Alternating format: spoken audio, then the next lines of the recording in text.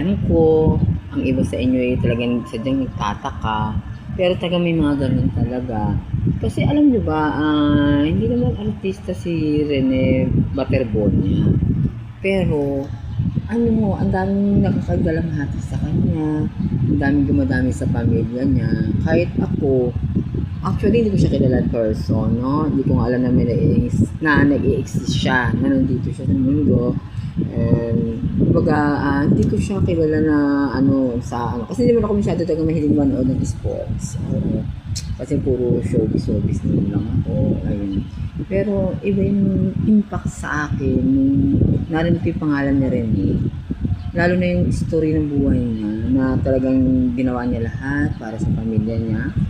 Pero naputuloy yung nagkaroon niya ng aksidenteng ito ang hindi inaasahan. Oo.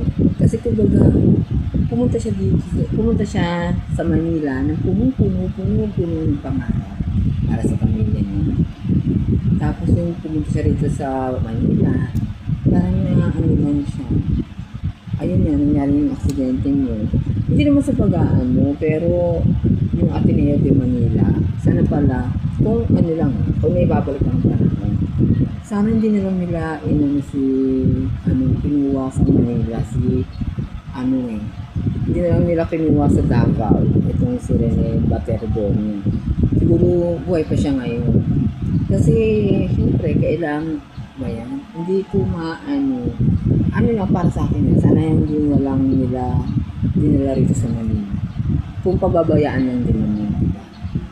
Nakakasama naman loob. Kasi siyempre, kailangan may managot talaga sa nangyari ngayon. Oo, kasi hindi ka rin walang managot.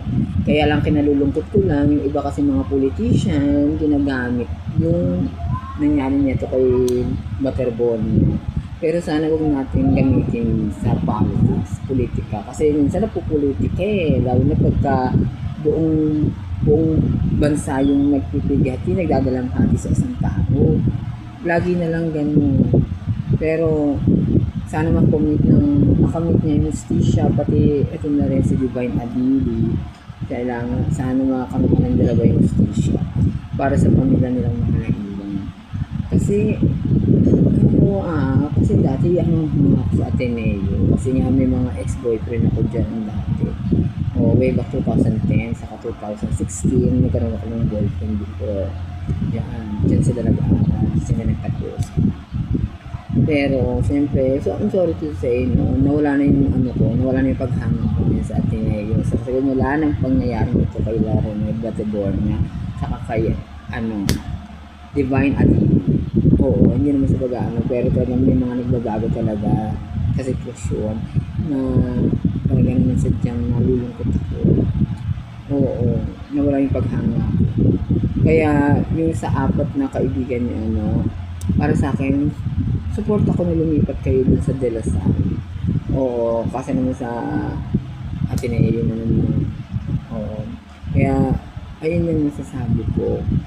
Talaga yung buhay ay puno-puno ng sorpresa. Hindi natin alam kung hanggang kailan tayo dito sa mundo ito. Pero lagi natin tatandaan. Sabi nga, pinapanganak pa lang tayo. Ang katadhana lang kung tayo wala sa mundo ito. At ang langing nakakaalam lang yan ay ang ating Panginoon Diyos na nasa taas. Siya lang nakakaalam niya. Kasi ang lahat ng mga nangyayari tayo, gumagawa lang siguro ng paraan para kung paano niya tayo tulungan dito sa mundo ibabaw na ito. Dahil ang mga dahilan ng ating pagkawala rito ay dahilan lang ni Lord para tapos na yung ating mission dito sa mundong ibabaw na ito.